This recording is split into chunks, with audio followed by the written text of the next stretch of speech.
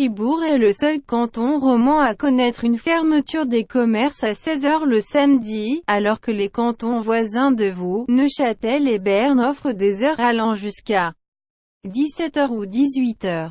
Lancé par les syndicats Unia et Sina, le référendum, déposé à fin janvier, a recueilli près de 9000 signatures valides, alors que 6000 étaient nécessaires.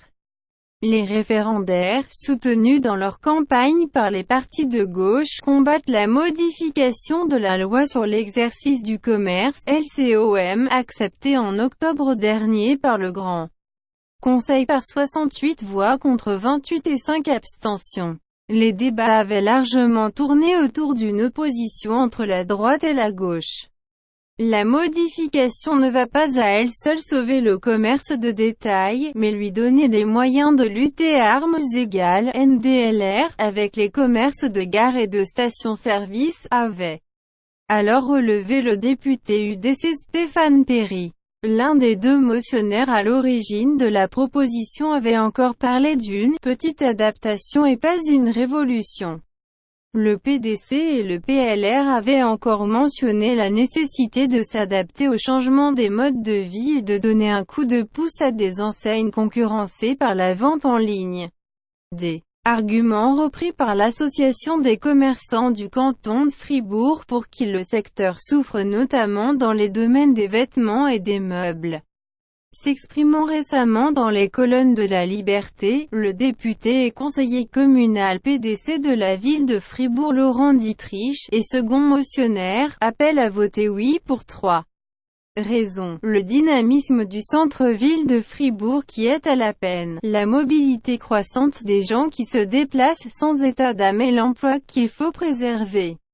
On remarque une stagnation voire une baisse des points de vente dans le canton de Fribourg, alors que la population augmente, s'est inquiété l'élu démocrate chrétien à l'exécutif du chef-lieu cantonal, et ce déclin n'est pas près de s'arrêter si on ne fait rien pour inverser la tendance, a-t-il averti. Du côté des opposants, Armand Jacquier, député PS au Grand Conseil et secrétaire régional d'Unia Fribourg, incarne le combat contre l'extension de l'heure d'ouverture des magasins le samedi. En lançant la campagne en vue de la votation, à fin mai, il a dit craindre une dégradation de conditions de travail déjà difficiles dans la branche. Les salaires excèdent rarement 3200 francs par mois, pour 45 heures hebdomadaires, a expliqué alors Véronique Rebeté, secrétaire syndicale de Sina. Sans compter la flexibilité et des contrats à temps partiel. Selon les référendaires, le peuple dira aussi s'il entend ou non voir les heures d'ouverture de plus en plus étendues, vers la soirée et le dimanche. Interrogé aussi dans La Liberté, Armand Jacquier s'est défendu de vouloir tirer au canon sur une mouche, eu égard à l'enjeu de la votation, en 1996, lors de la campagne pour une extension encore plus importante de l'horaire. Les partisans avaient pour slogan « Parce que les temps changent ».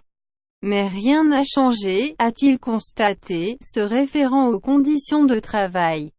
Les opposants veulent aussi avancer en direction de la conclusion avec les employeurs d'une convention collective de travail, CCT, cantonale. Le secteur est en pleine mutation, avec l'essor du commerce en ligne, a estimé encore fin mai Armand Jacquier, en rappelant que les grandes enseignes jouent sur les deux tableaux, magasins et Internet.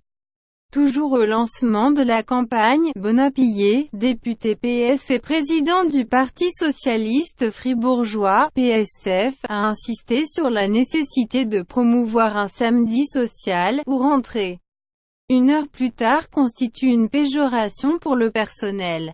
Dans les rangs du PS, le syndic de Fribourg Thierry Steyert est lui favorable à l'extension. L'idée de fermer les magasins à 17 h le samedi était déjà passée en votation devant le peuple fribourgeois il y a 10 ans. Les citoyens avaient alors refusé la perspective à hauteur de 58%. Sur le plan suisse, seul le canton de Lucerne connaît une fermeture à 16 h.